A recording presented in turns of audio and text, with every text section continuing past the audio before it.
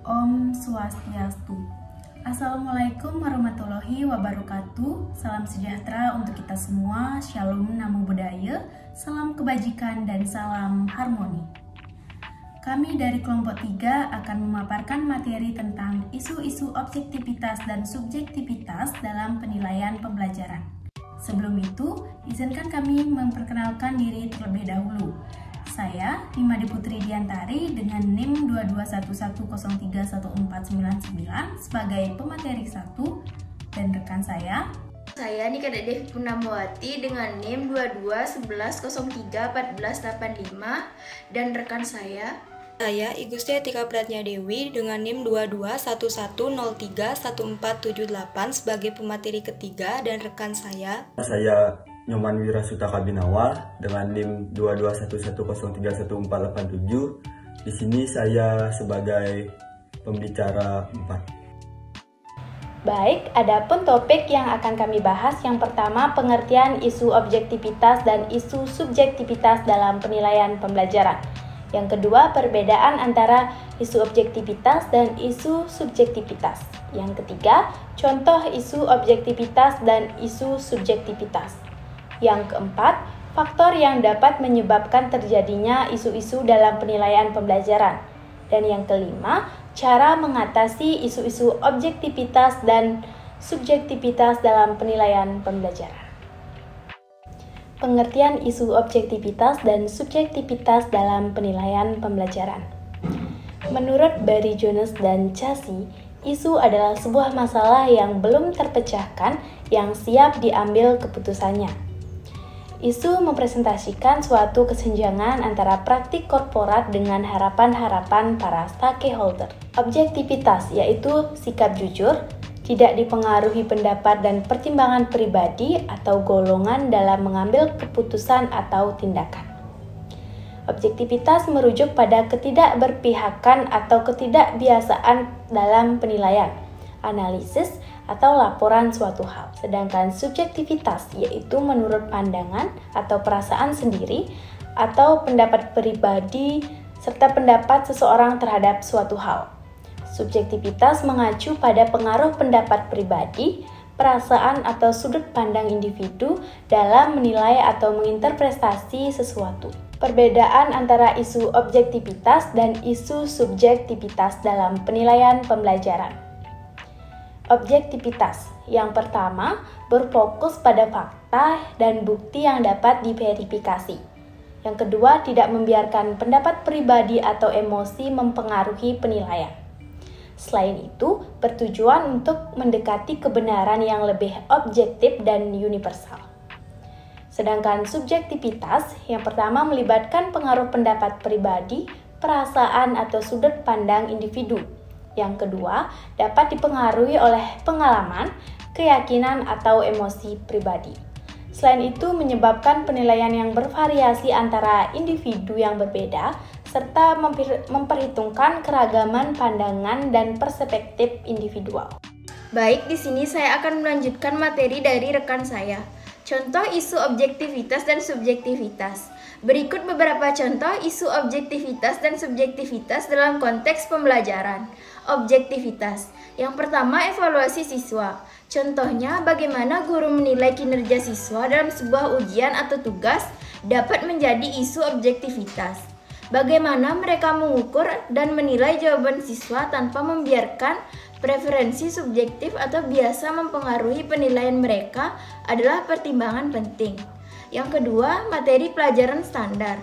Contohnya dalam pengembangan kurikulum, isu objektivitas muncul ketika menentukan materi pelajaran yang harus diajarkan secara konsisten di semua sekolah.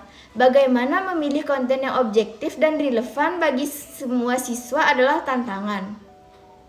Subjektivitas. Yang pertama, pengalaman siswa. Contohnya, siswa membawa pengalaman subjektif mereka sendiri ke dalam kelas. Bagaimana guru mengintegrasikan pengalaman pribadi siswa ke dalam pembelajaran untuk membuat materi lebih relevan adalah isu subjektivitas. Yang kedua, metode pengajaran kreatif. Contohnya ketika guru mencoba menggunakan metode pengajaran yang lebih kreatif, seperti bermain peran atau proyek seni, Mereka memasukkan elemen subjektif untuk membuat pembelajaran lebih menarik.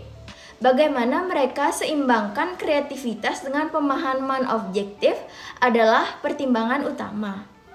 Yang ketiga, penghargaan dan pengakuan siswa. Contohnya, bagaimana guru memberikan penghargaan atau pengakuan kepada siswa atas prestasi mereka dapat dipengaruhi oleh pandangan subjektif mereka tentang kemampuan siswa. Pengakuan berbasis objektif adalah isu relevan dalam pembelajaran. Selanjutnya, faktor yang dapat menyebabkan terjadinya isu-isu dalam penilaian pembelajaran. Yang pertama, kurikulum yang tidak relevan. Ketidaksesuaian antara kurikulum yang disusun dengan kebutuhan pembelajaran siswa dapat menyebabkan ketidakpuasan siswa dan menimbulkan dampak negatif pada pembelajaran. Yang kedua, metode pengajaran yang tidak efektif. Penggunaan metode pengajaran yang tidak menarik atau tidak sesuai dengan gaya belajar siswa dapat menyebabkan ketidakberdayaan siswa dalam memahami materi pelajaran. Yang ketiga, keterbatasan pengetahuan dan keterampilan guru. Keterbatasan pengetahuan dan keterampilan guru dalam mengajar dapat mempengaruhi kualitas pembelajaran yang disampaikan kepada siswa. Yang keempat, kurangnya sumber belajar yang memadai. Terbatasnya sumber belajar seperti buku, alat peraga, dan fasilitas pendukung lainnya dapat membatasi siswa dalam mengakses materi dan meningkatkan motivasi belajar. Yang kelima, lingkungan pembelajaran yang tidak kondusif. Faktor lingkungan seperti kebisingan, kurangnya sarana prasarana, atau suasana kelas yang tidak nyaman dapat mengganggu konsentrasi dan motivasi belajar siswa. Yang keenam, perbedaan kemampuan dan minat siswa. Perbedaan kemampuan dan minat siswa dalam pembelajaran dapat menyebabkan kesenjangan dan ketidakmerataan pemahaman materi. Yang ketujuh, kurangnya komunikasi antara guru dan siswa. Ketidakmampuan guru untuk berkomunikasi dengan baik dan efektif dengan siswa dapat menyulitkan siswa dalam memahami materi pelajaran. Yang kedelapan, lambatnya pengenalan teknologi dalam pembelajaran. Kurangnya penggunaan teknologi dalam proses pembelajaran dapat menghambat kemajuan dan inovasi dalam pendidikan. Yang kesembilan, ketidaktahuan orang tua atau guru tentang masalah pembelajaran. Kurangnya pemahaman orang tua dan guru tentang masalah yang berhubungan dengan pembelajaran dapat menghambat penanganan yang tepat untuk memperbaiki masalah tersebut. Dan yang terakhir, kurangnya motivasi dan disiplin siswa. Ketidakmampuan siswa untuk memotivasi diri sendiri dalam pembelajaran serta kurangnya disiplin dalam mengikuti proses pembelajaran dapat menghambat penyerapan materi pelajaran dengan baik. Cara mengatasi isu-isu objektivitas dan subjektivitas dalam penilaian pembelajaran.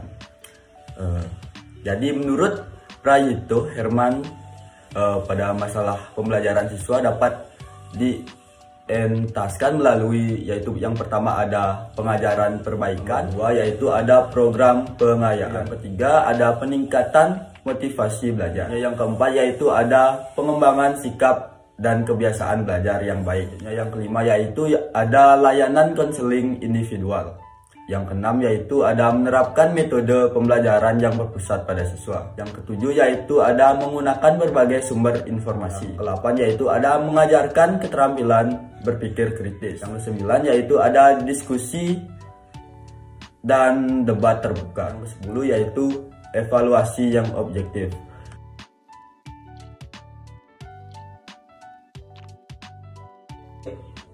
Kesimpulan yang didapatkan dari materi kami yaitu isu objektivitas dan subjektivitas dalam pembelajaran adalah bahwa pemahaman objektivitas dan subjektivitas perlu dipahami dengan baik untuk mencapai pembelajaran yang efektif. Objektivitas dalam pembelajaran mengacu pada fakta, data, dan informasi yang dapat diukur dan diuji secara empiris. Objektivitas bertujuan untuk menghindari pandangan yang bias dan subjektif. Sedangkan subjektivitas berkaitan dengan perspektif, pendapat, dan perasaan individu yang mungkin tidak dapat diukur atau dinilai secara objektif. Subjektivitas berperan dalam membuka ruang untuk berbagai pendapat, kreativitas, dan pengalaman pribadi yang dapat memperkaya proses pembelajaran. Sekian dan terima kasih.